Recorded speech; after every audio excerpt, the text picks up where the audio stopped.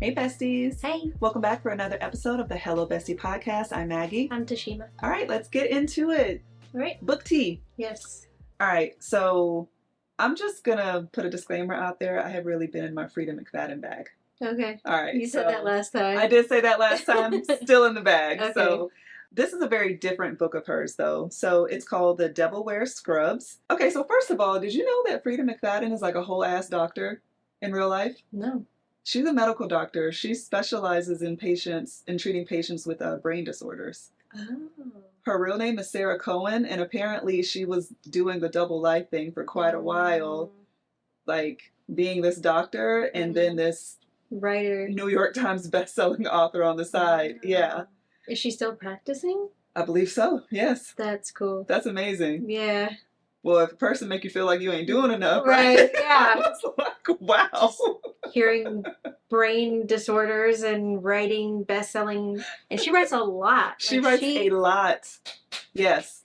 Her catalog is huge. Yeah. Yeah. It's either she's writing a lot or she had a lot already, or a combination of the both. Yeah. Like she probably has a vault full of stuff. I'm sure. Yeah. Wow. Yeah. So I wonder if each book is like based off of a patient in a weird way. I wonder. I don't know. Because she just seems to have like characters. She does. She does. So this is a very different book, and I like it. So I'm just going to read a little. Newly minted Dr. Jane McGill is in hell. Not literally, of course, but between her drug addict patients, sleepless nights on call, and battling wits with a sadistic yet charming sexy surgeon, Jane can't imagine an afterlife much worse than her first month of medical internship at County Hospital. And then there's the devil herself, Jane's senior resident, Dr. Alyssa Morgan. It's basically about her doing her residency at this hospital, just up all the time, crazy hours, just kooky patients in the hospital. It's just like insight to what doctors go through before they start practicing on their own. And but it's witty, it's funny, it's such a cute. So it's not book. like a mystery thriller. No. Oh, no. I was like, wait, when does somebody die? Right, like, exactly. Where's the mystery? Yeah, it's totally different from anything I've read of hers. It's upbeat, it's quirky, it's really, yeah. It's a really cool book. She expected did her that. thing on this. Yeah. Wow. Devil Wears Scrubs. Yep. Okay. I have to check that out For sure. when I'm in that mood. Yeah, I know. Depends. Yeah. So the book that I listened to is called Monday's Not Coming. It's not a new book by Tiffany D. Jackson. She also wrote the book Allegedly, which I love. Oh, okay. So, Read Allegedly. Yeah, Yep. yeah. All right. So I Same vibes? very similar. Okay. Like darkish. Okay. It's like I think it's under like mystery suspense, but it's this girl named Claudia whose friend Monday goes missing. And so she is going, like, kind of trying to, she's a high school student and she's trying to figure out where her friend is after being away for a summer. Just like trying to stay within her lane, but also wondering, why is nobody worried about where my friend is? So the girl went missing over summer break, and at the start of school, she just never showed back Claudia up. comes back home and is looking for her best friend. They're like attached at the hip, and kind of like how we were. Yeah. When we were that age. Right. And just imagine if you come back from summer break and nobody seems to know where I am. Wow. Okay. School starts and everybody's just like, oh yeah, I'm sure she's around. And you're like, excuse me. Wow. Where is this other person that is like half of me? And nobody seems to be concerned. Not even my parents, not my siblings. Nobody seems to like really be giving you any answers. Wow. Okay. And so she just goes through like trying to figure out where her friend is. Yikes. Okay. And just kind of, but also she's in high school. She's a child. So grown-ups are very much like, mind your business. Stop getting in other people's business. You know, like still like that children are to be seen, not heard. Like stay in your lane. Don't question. You know, you can't go in certain parts of the neighborhood. Like, so she's doing all of this while still having this, like, you know, anchor on her. Wow. So, yeah, it was really good. I really enjoyed it. Okay, cool. So, if you like Allegedly, you would really like Monday's Not Coming, I think. So, my next book is called Count My Lies by Sophie Stava. And I just want to say that I had heard nothing about this book. I actually found it recommended, like, if you like Freida McFadden, Laura Dade, those kind of fast-paced thrillers, this book was recommended. So I looked at it and, girl, Good. so good. All right. What's it called again? Count My Lies. Count My Lies. They're actually in the process of making this into a Hulu miniseries. Ooh. Yeah, it was just published last year. It excites me when that happens, but I never actually watched them. Right. But I love that for the authors. Same. I'm always like, look at you. Exactly. Like, one more, you made it. You did it. That but was I the have goal. no intention on, like, getting in that pool. I feel like I always want to. Mm-hmm. I just can't hit the pisses me button. off. I just can't hit the button. It's just gonna piss you off. I can't. Every time. There is one, though, that I do think, casting-wise, they did a really good job. That's always my problem. I don't think I've seen one to where I felt the characters look like how I imagined it, and for that reason, I just want to keep that piece of the book with me and not give it a chance. But there's one that I will talk about, ironically enough, in this episode. Oh, really? That I was like, which one? That I also haven't watched, but I do think the casting is probably top-notch and worth a watch. So... Okay. All right, so again, it's called Count My Lies. Brief synopsis. Sloane Carraway is a liar. Harmless lies, mostly, to make her self-proclaimed sad little life a bit more interesting. So, when Sloane sees a young girl in tears at a park one afternoon, she can't help herself. She tells the girl's very attractive dad that she's a nurse and helps him pull a bee stinger from the girl's foot. With this lie and chance encounter, Sloane becomes the nanny for the wealthy and privileged Jay and Violet Lockhart, the perfect New York couple with a brownstone, a daughter in private school, and summers on Block Island. But maybe Sloane isn't the only one lying, and all that's picture perfect harbors a much more dangerous truth.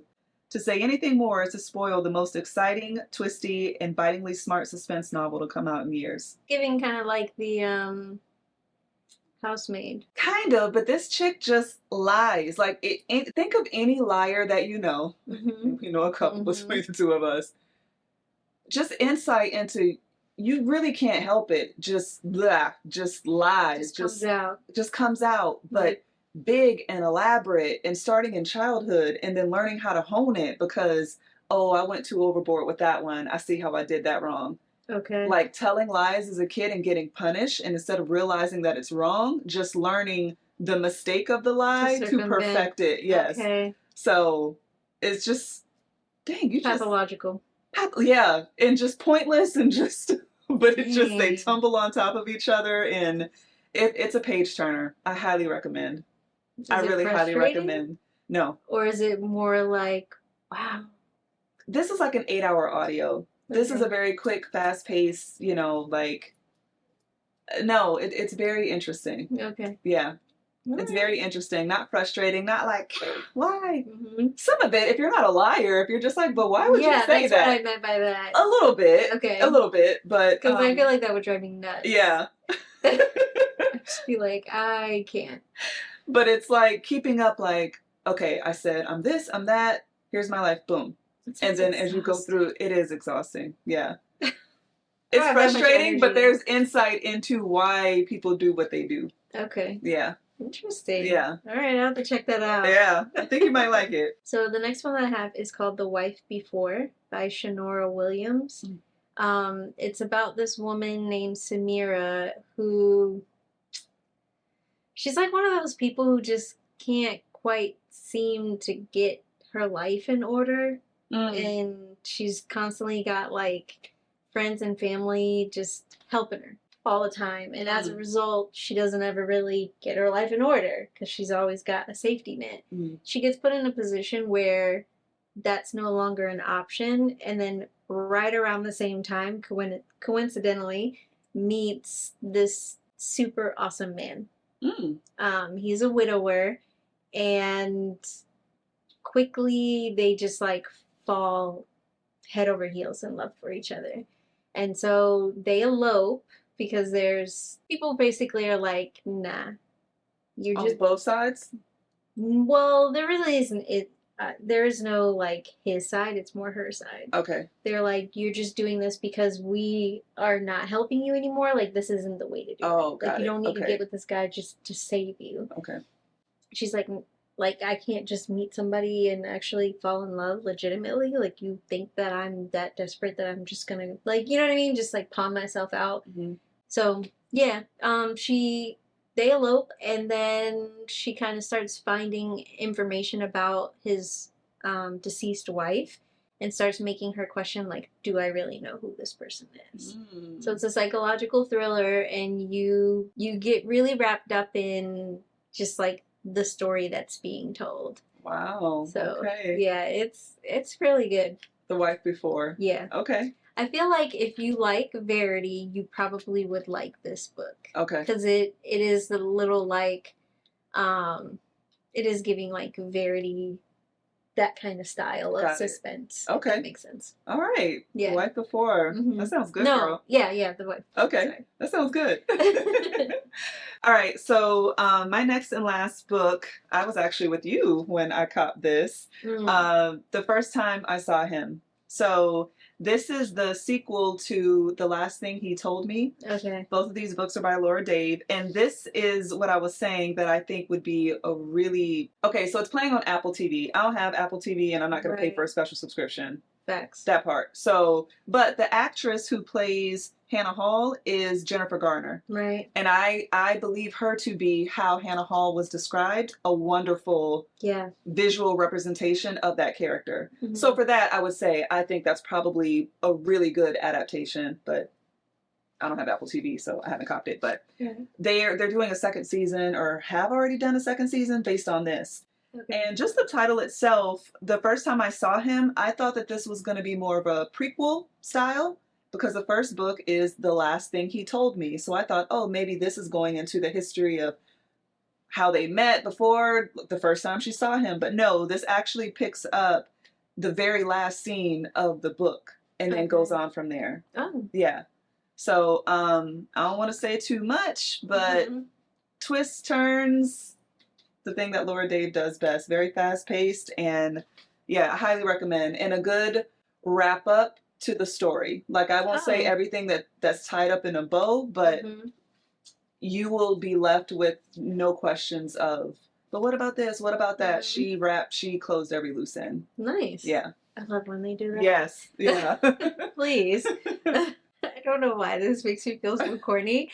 I listened to my first James Patterson book. Oh! I don't know why. It just makes me feel like, I don't know. No, listen. I don't know if this is good or bad, but it's what I have to mention on James Patterson. He does do thriller type stuff, right? Yeah. Okay. Yeah. So I've never read any of his books, not opposed to any of it. But every single time I go to the Friends of the Library, tons of his books. Tons. So I'm like, either people are just, this is donation quality consistently, or he just has so many different books where people are just, it's inevitable. Just I don't know which one. Okay. Just like there's, I don't know the last name, but there's some author, Nora something. Nora Roberts. I think she has a ton. Romance or something. You see them every single time. Every time. And I've never, I don't know. Yeah. I happened to be on Audible, and I was like, let me see what I can get for free ski. Yeah. And they had some James Patterson books. One of them is the book that I listened to. It's called The Game of Nine. Okay. And it's cinematic audio, so it's the same thing as like graphic audio, where it has like a whole cast. It's really awesome because it was like the graphic audio. I feel like the ones that I've listened to, they're okay. Took a little time getting used to, because I felt like it wasn't everything was like, only certain things, you know, like she goes into the bathroom, she's looking in the mirror, and you may hear water running, but then it kind of goes back to like the dialogue of the book, and then every now and then you hear some audio. But this was real like cinematic audio. I felt like I was listening to a movie. Really? Okay. It was so good. All right. So it's this detective named Sarah Cole, and she gets an invitation basically from a serial killer who comes around every 9 years.